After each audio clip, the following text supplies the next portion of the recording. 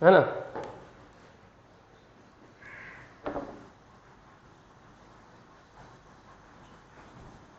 आवेश का पृष्ठ घनत्व,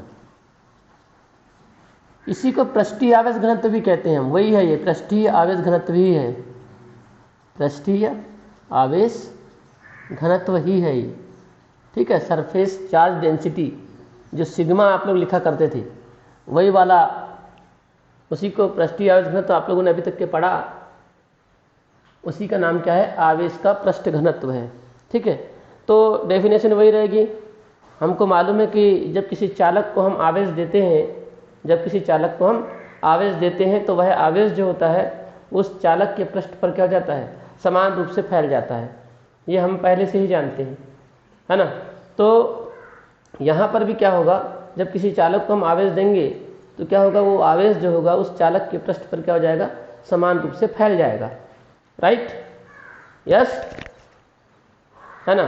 अब क्या होगा, किसी चालक के एकांक, अब जो चालक का पृष्ठ है उस चालक के पृष्ठ का क्या करना है, हमको एकांक क्षेत्रफल लेना है, और उस एकांक क्षेत्रफल पर जितना आवेश होता है वही आवेश क्या कहलाएगा, आवेश का पृष्ठ घनत्व कहलाएगा। आवेश की जो मात्रा होगी वो क्या कहलाएगी, आवेश का पृष्ठ घनत्व कहलाएगी। तो इसके पहले भी हम लोगों ने परिभाषा वही दिया था, जब आवेश का वितरण किसी चालक के पृष्ठ पर हो तो चालक के प्रति एकांक क्षेत्रफल में उपस्थित आवेश की मात्रा को पृष्ठीय आवेश घनत्व कहते हैं। यहाँ पर भी वही होगा, किसी चालक के एकांक क्षेत्रफल में, किसी चालक के एकांक क्षेत्रफल में उपस्थित आवेश की मात्रा को आवेश का पृष्ठ घनत्व कहते हैं, ओके। और इसे सिग्मा से प्रदर्शित करते हैं, मतलब वही है sigma is equal to Q upon A. यही वाला फार्मूला हमने इसके पहले भी यूज में लाया है, ठीक है। किसी चालक के एकांक क्षेत्रफल में उपस्थित आवेश की मात्रा को पृष्ठीय आवेश घनत्व या आवेश का पृष्ठ घनत्व कहते हैं, इसे सिग्मा से प्रदर्शित करते हैं। फिर है आवेश के पृष्ठ घनत्व को प्रभावित करने वाले कारक, क्या है, आवेश के पृष्ठ घनत्व को प्रभावित करने वाले कारक, उसको देखते हैं। आवेश के पृष्ठ घनत्व को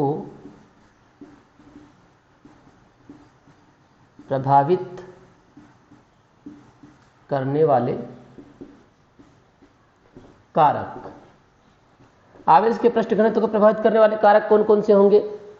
तो पहला होता है चालक का आकार। चालक कैसा है, चालक का आकार, चालक का आकार अगर मान के चलो गोलाकार है तो उस पर, चालक का आकार यदि गोलाकार है तो उसको यदि हम आवेश देंगे तो वो आवेश क्या होगा, उस चालक के पृष्ठ पर क्या हो जाएगा, समान रूप से फैल जाएगा। इसलिए चालक के प्रत्येक बिंदु पर आवेश का पृष्ठ घनत्व कैसा रहेगा, समान रहेगा। हर बिंदु पर आवेश का पृष्ठ घनत्व समान रहेगा। क्यों, क्योंकि हर बिंदु पर आप देखेंगे, अगर ये गोला है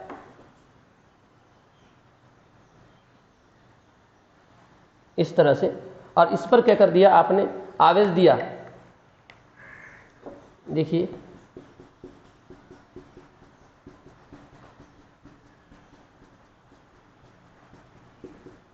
हर बिंदु पर आवेश की मात्रा कैसी है, यहाँ पर समान है। हर बिंदु पर आवेश की मात्रा समान है, तो हर बिंदु पर आवेश का पृष्ठ घनत्व तो कैसा रहेगा, यहाँ समान रहेगा। लेकिन मैं इसी के स्थान पर एक ऐसा चालक लेता हूँ, है ना, ये चालक है आपके पास में गोलाकार, ये गोलाकार चालक है। लेकिन मैं गोलाकार ना लेते हुए अगर मैं एक नुकीला कोई ऐसा चालक लेता हूँ जिसका सिरा कैसा हो, नुकीला हो, नुकीला सिरा हो, ठीक है। जैसे एक चालक ले लिया जिसका सिरा कैसा है, नुकीला है। अब इस पर मैं आवेश देता हूं, देखिए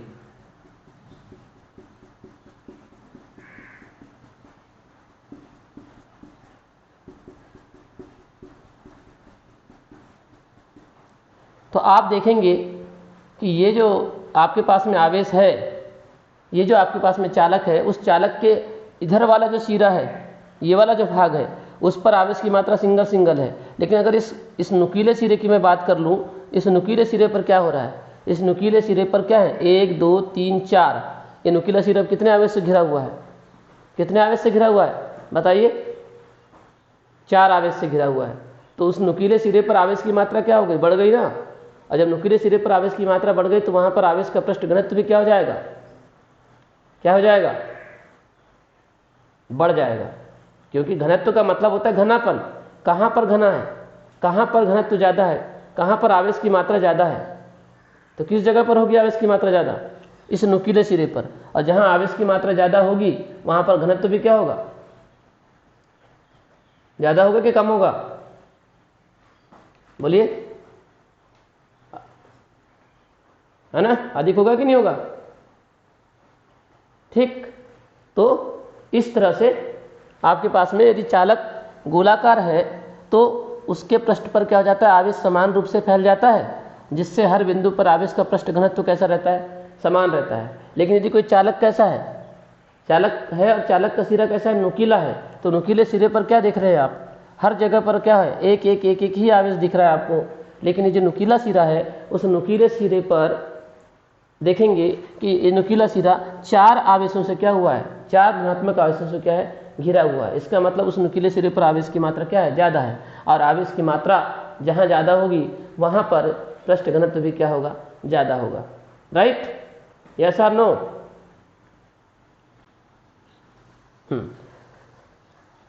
दूसरा पॉइंट है आपका अन्य चालक की उपस्थिति। दूसरा क्या है आपका, अन्य चालक की उपस्थिति, यानी किसी आवेशित चालक के समीप अन्य चालक की उपस्थिति की मैं बात कर रहा हूं, है ना। किसी आवेशित चालक के समीप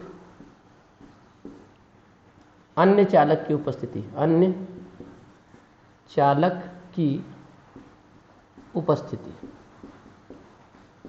अब किसी आवेशित चालक के समीप अन्य चालक को लाते हैं आप, अन्य अनावेशित चालक को ला रहे हो भी आप, है ना, या विद्युत रोधी को भी ला रहे हैं आप, मान के चलो, तो क्या होगा, जैसे ये आपके पास में आवेशित चालक है, ये क्या है, आवेशित चालक है, और इस आवेशित चालक के समीप आपने क्या कर दिया, अनावेशित चालक को लाया। ये था आपके पास में कौन सा, अनावेशित था। अब जब इसको समीप लाते हैं, आवेशित चालक इस तरह से है, इस पर धनात्मक आवेश है,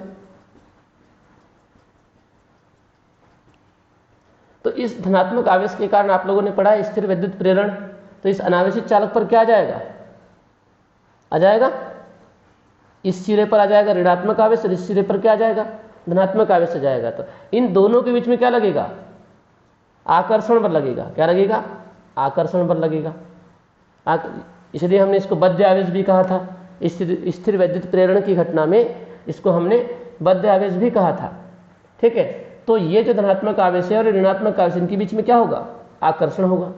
और जब इनके बीच में आकर्षण होगा तो सीधी सी बात है, इधर के जो धनात्मक आवेश है इसको आकर्षित करने के लिए क्या हो जाएंगे, इस किनारे पर क्या हो जाएंगे, जमा हो जाएंगे।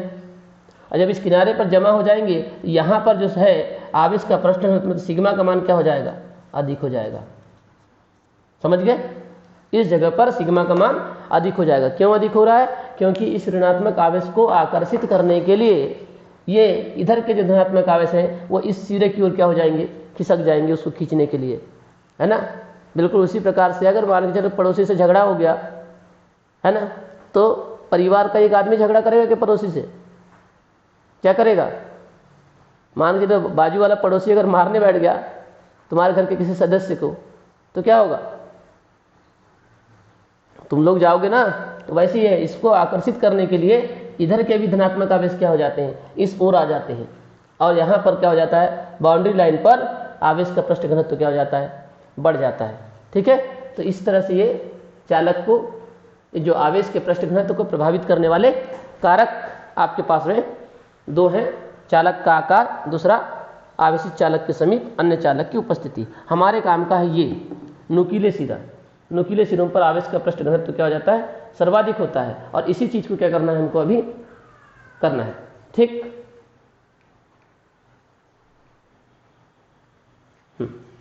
तो देखते हैं अब जो हमारे काम का है नुकीले सिरों की क्रियाविधि, इस पर चर्चा करते हैं।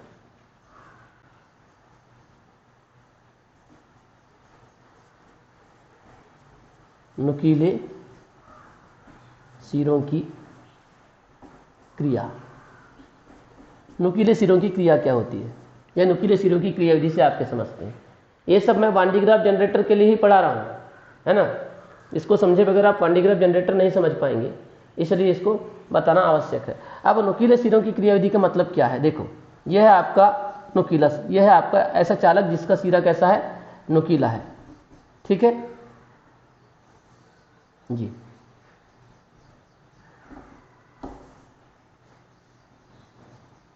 इस तरह से अब इस पर आपने आवेश दिया,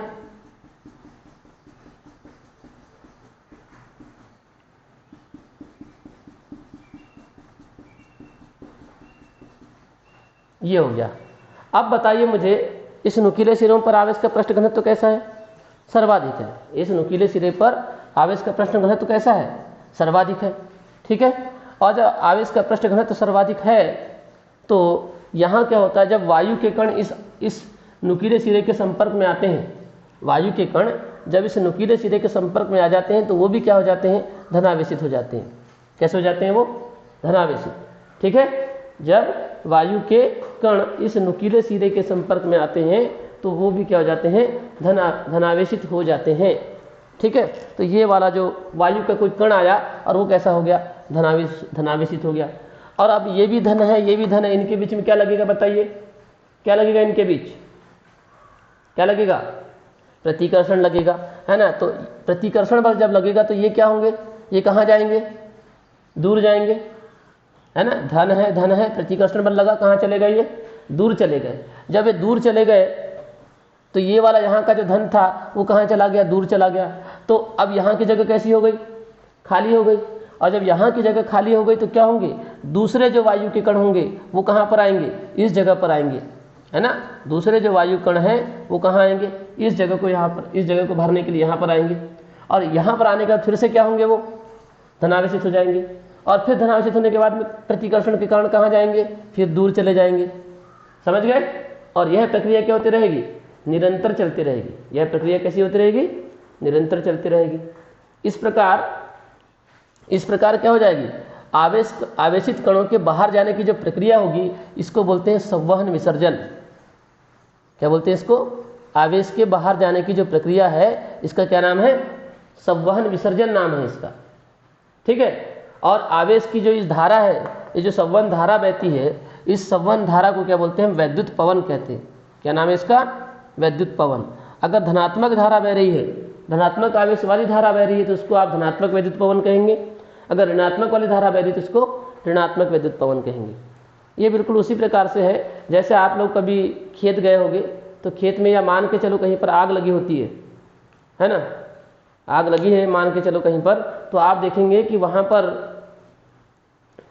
शुरुआत में हवा नहीं चलती है ना, लेकिन आग लगने के थोड़ी देर बाद क्या होती है? वहाँ पर हवा चलने लगती है और ऐसी, है ना, लपेट जो होने लगती है आग की, उठने लगती है। ऐसा होता है कि नहीं होता है? बताओ। हाँ, ऐसा कभी देखियो कि नहीं देखियो? आग लगने के बाद में वहाँ पर ऐसी लपेटें चलने लगती है, ऐसी हवा चलने लगती है। देखियो, शुरुआत में नहीं चलती है लेकिन बाद में चलने लगती है। क्यों होता है ऐसा? अरे होता है कि नहीं होता? मेरे को बताओ पहले।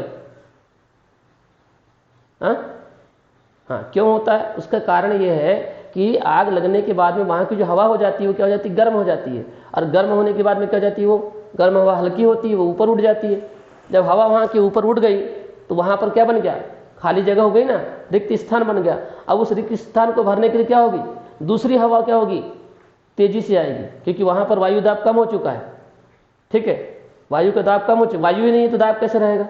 वहाँ वायु दाब कम हो चुका है, तो कम वायु दाब, और दूर है अधिक वायु दाब, तो हवा हमेशा उच्च से निम्न वायु दाब की ओर बहेगी। तो हवा क्या होती है? उस रिक्त स्थान को भरने के लिए क्या होती है?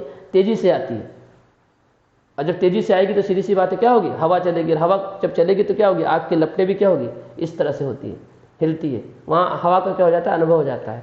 बिल्कुल उसी प्रकार से यहाँ पर भी है। जब पहला वायु का कण यहाँ आया, जो कण वायु के कण जो है इस नुकीले सिरों के संपर्क में आया, उस नुकीले सिरे के संपर्क में आने के बाद वो कैसा हो गया? धनावेशित हो गया। और धनावेशित होने के बाद में चूंकि धन है, उनके बीच में क्या हुआ? प्रतिकर्षण हुआ और प्रतिकर्षण बल के कारण कहाँ चला गया, वो दूर चला गया। जब दूर चला गया तो ये जगह क्या हो गई, खाली हो गई, ये स्थान खाली हो गया और खाली स्थान को भरने के लिए दूसरे वायु के कण आए, वो भी क्या हुए, आवेशित हुए और वे आवेशित होकर क्या हो गए, वे भी प्रतिकर्षण के कारण क्या हो गए, दूर चले गए और ये प्रक्रिया क्या होती रही, चलती रही। इस प्रक्रिया को क्या बोल दिया, संवहन विसर्जन कहा। आवेश की जो बाहर जाने की ये जो प्रक्रिया है इसको संवहन विसर्जन कहा और जो संवहन धारा बह रही है उसको आपने क्या नाम दिया, वैद्युत पवन नाम दिया, इलेक्ट्रिक विंड नाम दिया। Is it clear? यस। एक बार फिर से बता देता हूँ, एक बार फिर से बताता हूँ मैं कि नुकीले सिरों पर आवेश का पृष्ठ घनत्व तो सर्वाधिक होता है। जब वायु के कण नुकीले सिरों के संपर्क में आते हैं तो वे भी आवेशित हो जाते हैं और प्रतिकर्षण के कारण क्या हो जाते हैं, दूर चले जाते हैं, जिससे उस रिक्त स्थान पर दूसरे वायु के कण आते हैं, वे भी आवेशित होकर क्या हो जाते हैं, प्रतिकर्षित होते हैं और दूर चले जाते हैं। इस प्रकार आवेशित कण जो है वो दूर जा रहे हैं आवेश को लेकर, तो बोलेंगे कि ये जो आवेश के बाहर जाने की प्रक्रिया है इसको संवहन विसर्जन कहते हैं और इस संवहन धारा को क्या कहते हैं, वैद्युत पवन कहते हैं। तो ये हो गई आपकी नुकीले सिरों की क्रिया। ठीक है, क्या होगा, वांडीग्राफ जनित्र है ना, ये वांडीग्राफ जनरेटर। इसका काम, जनरेटर का मतलब क्या होता है, क्या काम लेते जनरेटर से, बताओ। यांत्रिक ऊर्जा को विद्युत ऊर्जा में क्या किया जाता है, परिवर्तित किया जाता है, उसको हम क्या बोलते हैं, वैसा काम करने वाले को क्या बोलते हैं, हम जनरेटर कहते हैं। बिल्कुल है ना, शादी ब्याह में आप लोगों ने देखे होंगे, एक मोटर टाइप का घूमता है और उससे आप लोग क्या करते हो, बिजली लेते हो। ठीक, तो वांडीग्राफ जनित्र में है क्या चीज ये, तो ये है 10 लाख वोल्ट या इससे भी अधिक वोल्ट का विभवांतर उत्पन्न करने वाली मशीन है। क्या है, 10 लाख वोल्ट या इससे भी अधिक, 10 लाख वोल्ट या इससे भी अधिक वोल्ट का विभवांतर उत्पन्न करने वाली जो मशीन है उसको क्या बोलते हैं, वांडीग्राफ जनित्र या वांडीग्राफ जनरेटर कहते हैं। और इसकी खोज किसने की थी, वांडीग्राफ नामक वैज्ञानिक ने की थी, इसलिए इसे क्या कहते हैं, हम वांडीग्राफ जनित्र कहते हैं। ठीक है, किसने खोज की थी इसकी, वांडीग्राफ एक वैज्ञानिक है।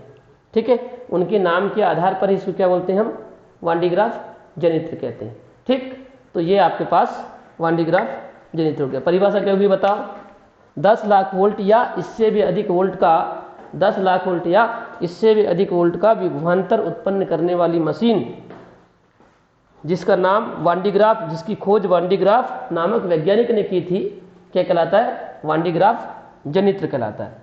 ठीक है, या युक्ति बोल सकते हो, युक्ति, मशीन, उपकरण, जो भी आप इसको बोलना चाहें बोल सकते हैं। लेकिन परिभाषा क्या होगी, पहले आप परिभाषा देंगे, हेडिंग डालेंगे, वांडीग्राफ जनित्र 10 लाख वोल्ट या उससे भी अधिक वोल्ट का विभवांतर उत्पन्न करने वाली ऐसी युक्ति या ऐसी मशीन जिसकी खोज वांडीग्राफ नामक वैज्ञानिक ने की थी, वांडीग्राफ जनित्र कहलाता है या कहलाती है।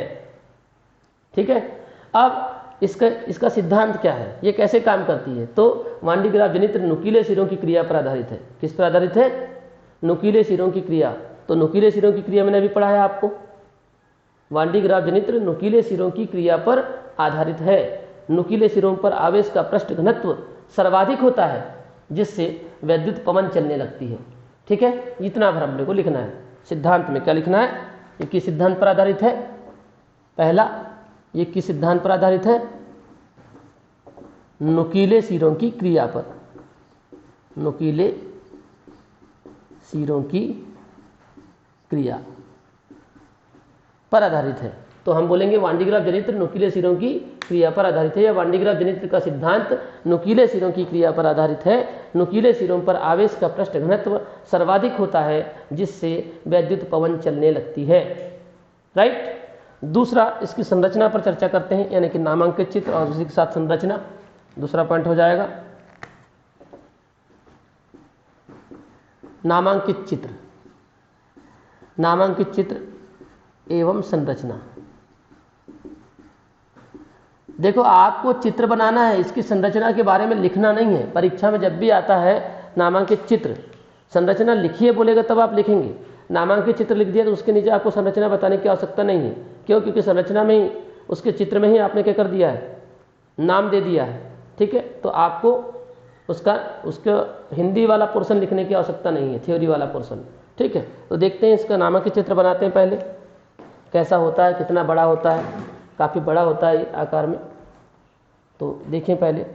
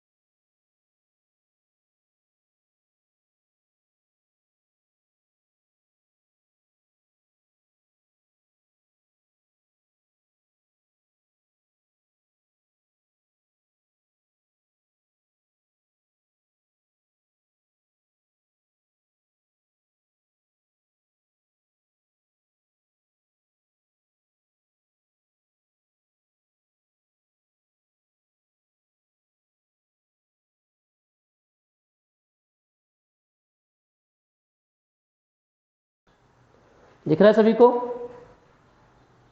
क्लियर है?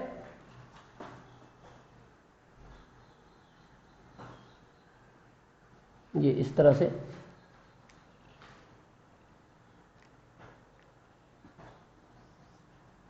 घिरनी देखे, घिरनी, अरे घिरनी देखो कि नहीं अपने घरों में, कुएं में लगी रहती कि नहीं? हाँ हाँ, उसी टाइप की यहाँ पर क्या होगी, दो घिरनियाँ होगी जिन पर रबर का बेल्ट क्या होगा, मोटर की सहायता से क्या होते रहेगा, घूमते रहेगा। यह है रबर का बेल्ट। आज क्यों ऐसा हो रहा है?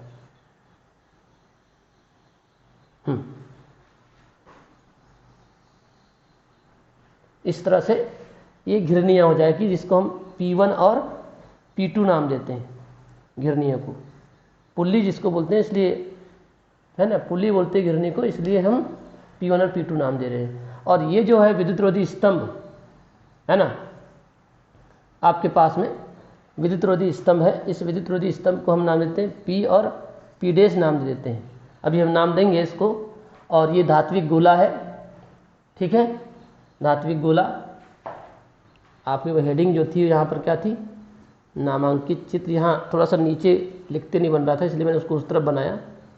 नामांकित चित्र एवं संरचना,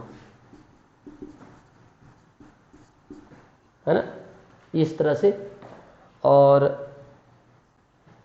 यहाँ पर दो कंगियाँ होती है, धात्विक कंगियाँ।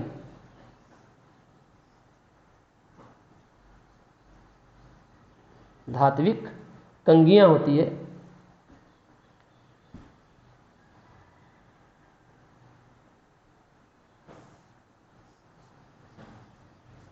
कंघी के सिरे कैसे होते हैं बताइए? कंघी के सिरे कैसे होते हैं? नुकीले होंगे कि नहीं होंगे? तो ये जो कंघी होती है C1, इसको C1 नाम देते हैं और इसको C2 नाम देते हैं, ठीक है। ये जो पहली कंघी होती है इसको बोलते हैं फुहार कंघी, स्प्रे कॉम्ब कहते हैं। और दूसरी होती है संग्राहक कंघी, जिसको कलेक्टर कॉम्ब कहते हैं। कॉम्ब मतलब कंघी। और इस कंघी C1 का संबंध 10,000 वोल्ट की, कितने, 10,000 वोल्ट के धनात्मक विभव से कर दिया जाता है। इस तरह से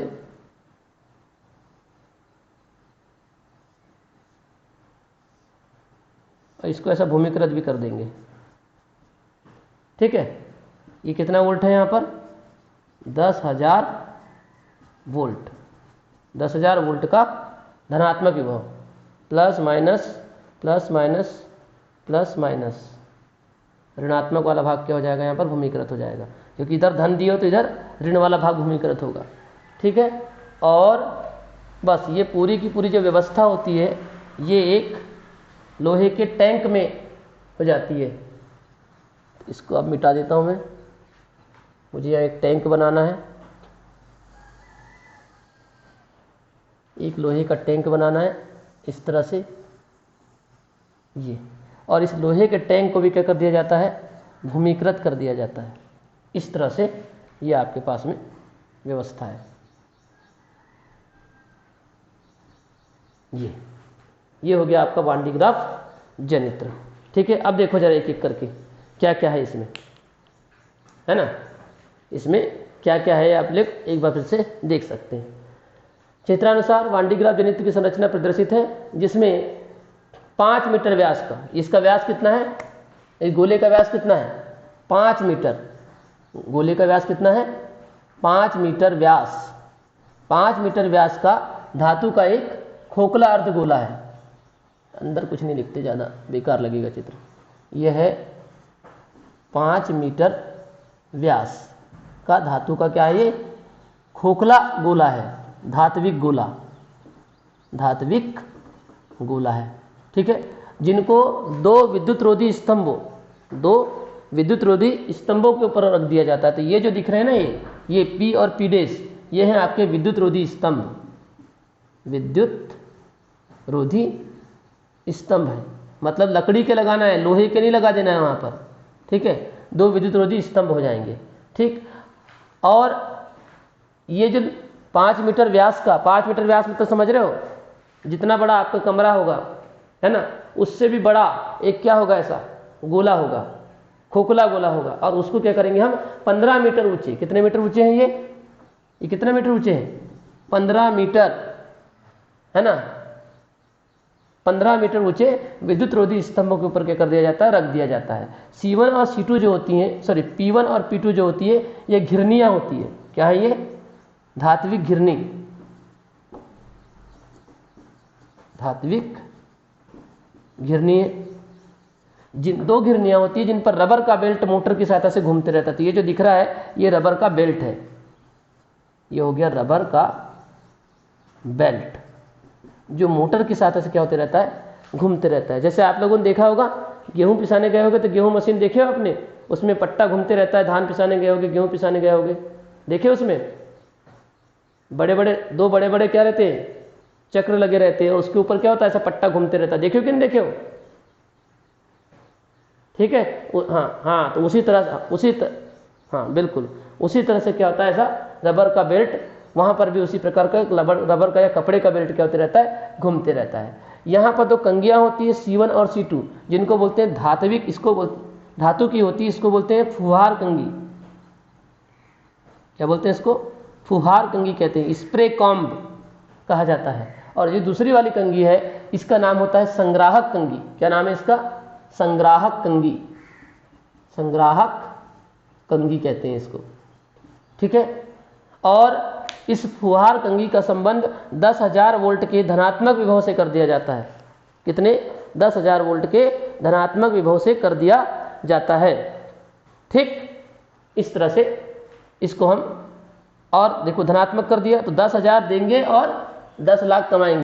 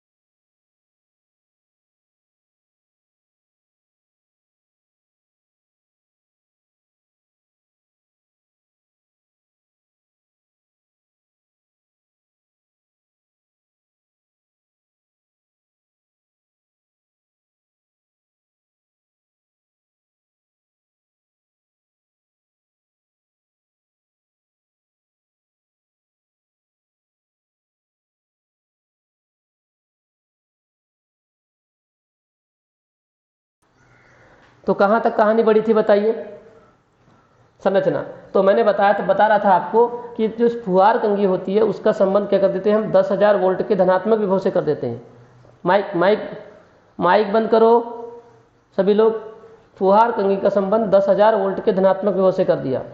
कहने का मतलब ये होता है कि यहाँ पर 10,000 वोल्ट का धनात्मक विभव देते हैं और 10 लाख वोल्ट क्या करते हैं हम, प्राप्त करते हैं। मतलब धंधे में हमने क्या किया, 10,000 रुपये फंसाया और 10 लाख रुपये कमाया, ऐसा बोल सकते हैं। अभी कैसा कमाएंगे, अभी कमाने की प्रक्रिया चालू है, अभी हम मशीन लगा रहे हैं, अभी उन छापेगी 10 लाख, है ना। 10,000 वोल्ट देंगे, 10 लाख छापेगी। ठीक, इस तरह से होगा।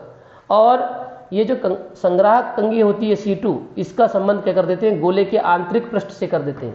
क्या कर देते हैं, गोले के आंतरिक पृष्ठ से कर देते हैं। और यह संपूर्ण व्यवस्था क्या हो जाती है, एक लोहे के टैंक के अंदर हो जाती है, जिसको क्या कर दिया जाता है, भूमिगत कर दिया जाता है। ठीक है।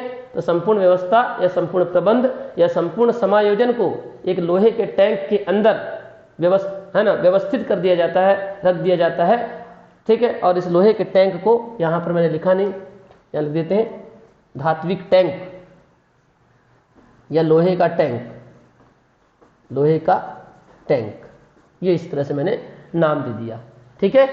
तो अब देखो जरा इसकी एक बार संरचना मैं बोल देता हूँ। चित्रानुसार वान डी ग्राफ जनित्र की संरचना प्रदर्शित है। क्या बोलेंगे? चित्रानुसार वान डी ग्राफ जनित्र की संरचना प्रदर्शित है, जिसमें 5 मीटर व्यास के, कितने व्यास के? 5 मीटर व्यास के धातु के एक खोखले गोले को, 5 मीटर व्यास के धातु के एक खोखले गोले को 15 मीटर ऊंचे, कितने मीटर ऊंचे? 15 मीटर ऊंचे विद्युत रोधी स्तंभों P व P' के ऊपर व्यवस्थित कर दिया जाता है। P1 व P2 दो धात्विक घिरनियां होती हैं जिन पर रबर का बेल्ट मोटर की सहायता से घूमते रहता है, राइट। C1 व C2 दो धात्विक कंगियां होती हैं जिन्हें क्रमशः फुहार कंगी व संग्राहक कंगी कहते हैं। फुहार कंगी का संबंध 10,000 वोल्ट के धनात्मक विभव से कर दिया जाता है, जबकि कंगी C2 अर्थात संग्राहक कंगी C2 को गोले के आंतरिक पृष्ठ से संयोजित कर दिया जाता है। यह संपूर्ण व्यवस्था या प्रबंध या समायोजन को एक लोहे के टैंक के अंदर व्यवस्थित कर दिया जाता है, जिसे भूमिकृत कर दिया जाता है। Clear that? बन जाएगा? यस और नो? हालांकि लिखना भी नहीं है, आपको लिखना भी नहीं है, आपको केवल चित्र बनाना है। आपको क्या करना है? केवल चित्र भर बनाना है, आपको लिखना नहीं है, ठीक है। तो फिर से मैं बोल देता हूं, फिर भी आपको समझने के लिए। चित्रानुसार वान डी ग्राफ जनित्र की संरचना प्रदर्शित है। क्या बोलेंगे? चित्रानुसार वान डी ग्राफ चित्र की ओर देख रहे हैं सभी लोग। चित्रानुसार वान डी ग्राफ जनित्र की संरचना प्रदर्शित है, जिसमें 5 मीटर व्यास के धातु के एक खोखले गोले को 15 मीटर ऊंचे विद्युत रोधी स्तंभों के ऊपर व्यवस्थित कर दिया जाता है। P1 व P2 दो धात्विक घिरनियां होती है जिन पर रबर का बेल्ट मोटर की सहायता से घूमते रहता है। C1 और C2 दो धात्विक कंगियां होती है जिन्हें क्रमशः फुहार कंगी व संग्राहक कंगी कहते हैं। फुहार कंगी का संबंध 10,000 वोल्ट के धनात्मक विभव, यहाँ पर गलती करते हैं, यहाँ धन आना चाहिए, यहाँ ऋण आना चाहिए, ठीक है। 10,000, और ये बड़ी वाली जो लाइन है वो धन को दिखाती है और छोटी लाइन ऋण को दिखाती है। तो धन और ऋण, यहाँ पर ये ऋण वाला क्या हो जाएगा? माइनस, नीचे चला जाएगा, भूमिकृत हो जाएगा। तो धात्विक कंगी फुहार कंगी का संबंध 10,000 वोल्ट के धनात्मक विभव से कर दिया जाता है तथा संग्रह कंगी C2 को गोले के आंतरिक पृष्ठ से क्या कर दिया जाता है? संयोजित कर दिया जाता है। यह संपूर्ण व्यवस्था एक लोहे के टैंक के अंदर व्यवस्थित होती है, जिसे भूमिकृत कर दिया जाता है, ठीक। ये हो गया आपका इसकी संरचना। अब देखते हैं दूसरे नंबर पर इसकी क्रिया विधि, तीसरे नंबर पर क्रिया विधि। थोड़ा नीचे बनाना था, इसको नीचे से बनाना शुरू करना था। आप लोग बिल्कुल जगह देख लीजिए, उसी जगह इस तरह से आप लोग बनाएंगे, है ना। देखें, अब मेन है क्रिया विधि, यही लिखने आती है आपको और यही आपको लिखते भी आना चाहिए और आपके लिए होमवर्क भी होगा आज का। वान डी ग्राफ जनित्र की क्रिया विधि समझाइए, ठीक है। तो देखते हैं अब क्या होता है। पहले रफली इसको समझ लो, फिर मैं बोल के बताऊंगा, है ना। रफली समझ लो। इस कंगी C1 का संबंध कैसा किससे है? 10,000 वोल्ट के धनात्मक विभव से। जब इसको धनात्मक विभव से आपने क्या कर दिया? जोड़ दिया है। इसका मतलब केवल इसको क्या मिलेगा? धन मिलेगा। क्या मिलेगा? इसको केवल धन मिलेगा। तो इस कंगी के सिरों पर क्या आ जाएगा? धनात्मक आवेश आ जाएगा। कंगी के सिरों पर जब धनात्मक आवेश आ जाएगा, और कंगी के सिरे कैसे हैं? नुकीले हैं। तो नुकीले सिरों पर आवेश की मात्रा कैसी रहेगी? अधिक रहेगी। मतलब नुकीले सिरों पर आवेश का पृष्ठ घनत्व तो कैसा होगा? सर्वाधिक होगा। जब नुकीले सिरों पर आवेश का पृष्ठ घनत्व तो सर्वाधिक होगा, तो बताइए यहाँ से कौन सी पवन चलने लगेगी? कौन सी पवन चलने लगेगी? धनात्मक वैद्युत पवन चलने लगेगी। कौन सी पवन? धनात्मक वैद्युत पवन चलने लगेगी। और धनात्मक वैद्युत पवन जब चलेगी तो ये जो सामने बेल्ट है, इस बेल्ट को क्या कर देगी? धनावेशित कर देगी। ये जो बेल्ट सामने है ना, बेल्ट जो इस कंगी के सामने होगा, वहां पर क्या कर देगी? उसको धनावेशित कर देगी, ठीक है। और चूंकि ये बेल्ट क्या हो रहा है? घूम रहा है, तो ये बेल्ट का धनात्मक आवेश जो होगा वो, माइक बंद करो, धनात्मक आवेश जो होगा ये कहाँ जाएगा, ऊपर जाएगा, किसके समीप पहुंचेगा, कंघी C2 के समीप पहुंचेगा। और कंघी जब C2 के समीप पहुंचेगा तो प्रेरण के कारण, किसके कारण, प्रेरण के कारण, कंघियां जरा ज़्यादा ही चिपक गई हैं, इनको थोड़ा मैं दूर दूर कर देता हूँ।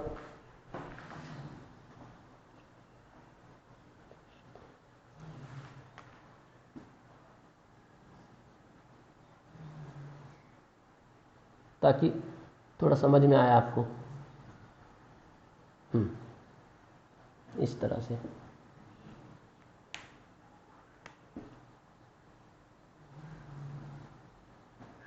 ठीक।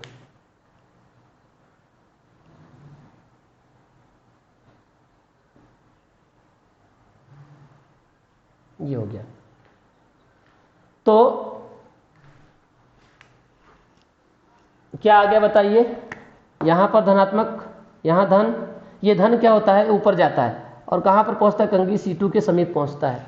ठीक है, जब कंघी C2 के समीप पहुंचता है तो प्रेरण के कारण जो हो जाती है, कंघी C2 क्या हो जाती है, ऋणात्मक हो जाती है ना। इस पर धनात्मक आवेश था, इस पर ऋणात्मक आ जाता है, प्लस है तो यहाँ क्या जाता है, माइनस। और जब इस पर माइनस आता है तो गोले के आंतरिक पृष्ठ पर क्या जाता है, इस तरह से ऋणात्मक आवेश उत्पन्न हो जाता है, ये ऋण उत्पन्न हो जाता है। और बाह्य पृष्ठ पर क्या जाता है, धनात्मक आवेश क्या हो जाता है, ऐसा उत्पन्न हो जाता है।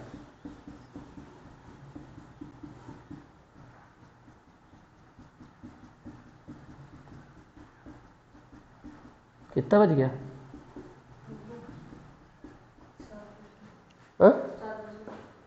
5 मिनट। ठीक है, अब क्या होगा, जब ये धनात्मक आवेश यहां पर पहुंचा, उसके बाद में चूंकि कंघी के सिरे भी कैसे हैं, इस कंघी C2 के सिरे भी कैसे हैं, नुकीले सिरे हैं, तो यहां पर भी आवेश का पृष्ठ घनत्व क्या होगा, सर्वाधिक होगा। और जब आवेश का पृष्ठ घनत्व सर्वाधिक होगा तब यहां पर कौन सी पवन चलेगी, बताइए कौन सी पवन चलेगी, धनात्मक चलेगी कि ऋणात्मक चलेगी, बोलो, धनात्मक, ऋणात्मक चलेगी, सीधी सी बात है, यहाँ ऋणात्मक आवेश है प्रेरण के कारण। और जब ऋणात्मक पवन चलेगी तो वो क्या करेगी, सामने उपस्थित बेल्ट के इस धनावेश को क्या कर देगी, समाप्त कर देगी। सामने उपस्थित बेल्ट पर जो धनात्मक आवेश है इसको क्या कर देगी, समाप्त कर देगी, है ना। तो यहाँ का जो बेल्ट है ये भाग कैसा हो जाएगा, अनावेशित हो जाएगा, कोई आवेश नहीं रहेगा उस पर। और फिर यही अनावेशित भाग घूम पर कहाँ आएगा, ऐसा नीचे आएगा। और नीचे होने के बाद जैसे क्या करेगा, वो भाग किसके समीप पहुंचेगा, कंघी C1 के समीप पहुंचेगा। तो फिर से क्या होगा, धनात्मक वैद्युत पवन के कारण क्या हो जाएगा, वो धनावेशित हो जाएगा, फिर ऊपर जाएगा, फिर प्रेरण की घटना होगी, है ना। और ये क्रम क्या होते रहेगा, चलते रहेगा। और गोले के आंतरिक पृष्ठ और बाह्य पृष्ठ के मध्य 10 लाख वोल्ट या इससे भी अधिक वोल्ट का क्या हो जाएगा, विभवांतर उत्पन्न हो जाएगा। और एक विद्युत मशीन की तरह क्या करने लगेगी, ये जो उपकरण है क्या करने लगेगा, कार्य करने लगेगा। कभी कभी आवेशित कण जो होते हैं वो लोहे के टैंक से टकराते हैं। ये जो लोहे का टैंक है, कभी कभी आवेशित वायु के कण जो है वो लोहे के टैंक से क्या होते हैं, टकराते हैं। अगर लोहे का टैंक आवेशित हो भी गया, इसको आपने क्या कर दिया है, भूमिकृत कर दिया है, तो पूरा का पूरा आवेश कहाँ चला जाएगा, भूमि में चला जाएगा। ठीक है, ये पूरी की पूरी व्यवस्था आपको समझानी है। बात समझ में आ गई, बात समझ में आई कि नहीं, कैसा हुआ है, क्या हुआ, पहले क्या हुआ बताओ। फुहार कंघी का संबंध 10,000 वोल्ट के धनात्मक विभव से किया। 10,000 वोल्ट के धनात्मक विभव से करने के कारण कंघी C1 कैसी हो जाएगी, धनावेशित हो जाएगी। जब कंघी C1 धनावेशित हो जाएगी तो उस पर धनात्मक, उसके नुकीले सिरों पर क्या रहेगा, धनात्मक आवेश रहेगा। नुकीले सिरों पर आवेश की मात्रा सर्वाधिक है, इसका मतलब वहां पर आवेश का पृष्ठ घनत्व क्या होगा, सर्वाधिक होगा। और जब आवेश का पृष्ठ घनत्व सर्वाधिक होगा तो वैद्युत पवन चलने लगेगी, धनात्मक विद्युत पवन चलने लगेगी। यह धनात्मक विद्युत पवन सम्मुख उपस्थित बेल्ट के भाग को क्या कर देगी, बेल्ट को धनावेशित कर देगी। और यह बेल्ट का धनावेशित भाग क्या होगा, घूमते हुए कहां पर पहुंचेगा, कंघी C2 के समीप पहुंचेगा। कंघी C2 के जब समीप पहुंचेगा तो प्रेरण के कारण, स्थिर वैद्युत प्रेरण के कारण कंघी C2 ऋणावेशित हो जाएगी। और कंघी C2 चूंकि किससे जुड़ी है, गोले के आंतरिक पृष्ठ से, तो जब ये ऋणावेशित होगी तो गोले का आंतरिक पृष्ठ ऋणावेशित और बाह्य पृष्ठ क्या हो जाएगा, धनावेशित हो जाएगा। फिर चूंकि कंघी C2 क्या है, वो भी नुकीली है, तो उसके सिरों पर भी आवेश का पृष्ठ घनत्व क्या होगा, सर्वाधिक है। जिससे माइक बंद करो, जिससे ऋणात्मक वैद्युत पवन चलेगी और ऋणात्मक वैद्युत पवन जो है वो सम्मुख उपस्थित बेल्ट के धनावेश को क्या कर देगी, समाप्त कर देगी, जिससे बेल्ट कैसा हो जाएगा, अनावेशित हो जाएगा। और ये अनावेशित बेल्ट का भाग घूमकर फिर से कहाँ आएगा, कंघी C1 के समीप आएगा, फिर धनावेशित होगा, फिर ऊपर जाएगा, फिर कंघी को ऋणात्मक करेगा, फिर गोले के आंतरिक पृष्ठ पर माइनस की संख्या बढ़ेगी, प्लस की संख्या बढ़ेगी। ये क्रम क्या होती रहेगा, चलते रहेगा। और गोले के आंतरिक और बाह्य पृष्ठ के मध्य 10 लाख वोल्ट या इससे भी अधिक वोल्ट का क्या हो जाएगा, विभवांतर उत्पन्न हो जाएगा। और कभी कभी आवेशित वायु के कण किससे टकराएंगे, लोहे के टैंक से टकराएंगे। तो चूंकि लोहे का टैंक कैसा है, भूमिकृत है, जिससे क्या हो जाएगा, वो पूरा जो आवेश है वो कहाँ चला जाएगा, पृथ्वी में चला जाएगा। ठीक, इस तरह से होता है। तो एक बार मैं इसकी क्रियाविधि फिर से बोल दे रहा हूँ, देख रहे हैं सभी लोग। 2 बार मैंने आपको रफली समझा दिया। अब लिखना कैसा है, ध्यान से सुनेंगे क्योंकि इसी को आपको लिखना है, होमवर्क भी है आपका ये, ठीक है ना, छोड़ थोड़ी नहीं दूंगा इसको। ठीक है, क्या होगा चित्रानुसार, अब क्या होगा, फुहार कंघी का संबंध, क्रियाविधि शुरू कर रहे हैं यहाँ पर हम। फुहार कंघी का संबंध, कौन सी कंघी, फुहार कंघी का संबंध 10,000 वोल्ट के धनात्मक विभव से होने के कारण, फुहार कंघी का संबंध 10,000 वोल्ट के धनात्मक विभव से होने के कारण यह धनावेशित हो जाती है। कंघी C1 के सिरे नुकीले होते हैं और नुकीले सिरे पर आवेश का पृष्ठ घनत्व सर्वाधिक होता है, जिससे धनात्मक विद्युत पवन चलने लगती है। यह धनात्मक विद्युत पवन सम्मुख उपस्थित बेल्ट के भाग को क्या कर देती है, धनावेशित कर देती है। सम्मुख उपस्थित बेल्ट के भाग को धनावेशित कर देती है। बेल्ट का यह भाग घूमते हुए ऊपर पहुंचता है और कंघी C2 के समीप पहुंचता है, जिससे कंघी C2 प्रेरण के कारण ऋणावेशित हो जाती है और गोले के आंतरिक पृष्ठ पर ऋणात्मक आवेश और बाह्य पृष्ठ पर धनात्मक आवेश प्रेरित हो जाता है या उत्पन्न हो जाता है। फिर बोलेंगे, चूंकि कंघी C2 के सिरे भी नुकीले हैं और उसके सिरों पर भी उसके नुकीले सिरों पर भी आवेश का पृष्ठ घनत्व सर्वाधिक होता है, जिससे ऋणात्मक वैद्युत पवन चलने लगती है, जो सम्मुख उपस्थित बेल्ट के भाग को क्या कर देती है, सम्मुख उपस्थित बेल्ट के धनावेश को समाप्त कर देती है, नष्ट कर देती है, जिससे बेल्ट कैसा हो जाता है, बेल्ट का वह भाग अनावेशित हो जाता है और घूमते हुए कहाँ पहुँचता है, कंघी C2 के समीप, C1 के समीप पहुँचता है। कंघी C1 के समीप पहुँचता है ना, और पुनः क्या हो जाता है, धनावेशित हो जाता है। यह क्रम चलते रहता है, यह क्रम क्या होते रहता है, चलते रहता है। इस प्रकार गोले के आंतरिक और बाह्य पृष्ठ के मध्य 10 लाख वोल्ट या इससे भी अधिक वोल्ट का विभवांतर उत्पन्न हो जाता है। कभी कभी आवेशित कण किससे टकराते हैं, लोहे के टैंक से टकराते हैं, जो कि भूमिकृत होने के कारण कहाँ चला जाता है, जो आवेश जो हो जाता है लोहे के टैंक के भूमिकृत होने के कारण कहाँ चला जाता है, पृथ्वी में चला जाता है।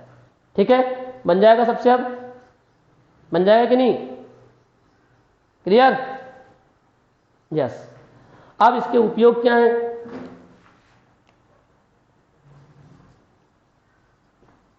उपयोग, पहला उपयोग इसका यह है कि अल्फा कणों, प्रोटॉनों और न्यूट्रॉनों को त्वरित गति प्रदान करने के लिए इसका उपयोग करते हैं। ठीक है, अल्फा कणों को, न्यूट्रॉनों को और प्रोटॉनों को त्वरित करने के लिए इसका उपयोग करते हैं। त्वरित मतलब उनको गति प्रदान करने के लिए इसका उपयोग होता है। दूसरी चीज, नाभिकीय भौतिकी का अध्ययन करने के लिए भी इसका क्या करते हैं, उपयोग करते हैं। तो पहला उपयोग क्या हो गया आपका, पहला उपयोग क्या हो गया, अल्फा कणों, प्रोटॉनों, न्यूट्रॉनों को त्वरित करने के लिए। दूसरा, नाभिकीय भौतिकी में क्या करते हैं, इसका उपयोग करते हैं, है ना, या लाभ भी बोल सकते हो आप, उपयोग या लाभ भी बोल सकते हो। और एक लाभ होगा इसका, उच्च विभवांतर उत्पन्न करने के लिए या उच्च विभवांतर प्राप्त करने के लिए क्या करते हैं, इसका उपयोग करते हैं। और पांचवी बात है आपकी इसकी हानि क्या है, इससे दोष क्या है, इसके हानि या दोष आप बोल सकते हैं। तो चूंकि आकार में कैसा है, बड़ा है, आकार में बड़ा होने के कारण क्या होता है, एक स्थान से दूसरे स्थान पर आप इसको नहीं ले जा सकते। 5 मीटर व्यास, 15 मीटर ऊंचे स्तंभ, काफी बड़ी संरचना हो गई, इसको आप एक स्थान से दूसरे स्थान पर नहीं ले जा सकते हैं। तो आकार में बड़ा होने के कारण क्या होता है, असुविधाजनक होता है। और दूसरी बात यह है कि उच्च विभवांतर होने के कारण क्या होता है, खतरनाक होता है। उच्च विभवांतर के कारण क्या होता है, ये खतरनाक होता है। उच्च विभवांतर के कारण खतरनाक क्यों, भाई 10 लाख वोल्ट का विभवांतर है, हमारे घर में 220 240 वोल्ट आता है, और कभी अगर आपका हाथ लग गया होगा धोखे से तो आपको पता चल गया होगा कि 220 से 240 कितना खतरनाक होता है। जब 220 से 240 वोल्ट लगने पर आपकी हालत खराब हो जाती है, तो फिर 10 लाख वोल्ट में आपकी हड्डी भी नहीं बचने वाली है।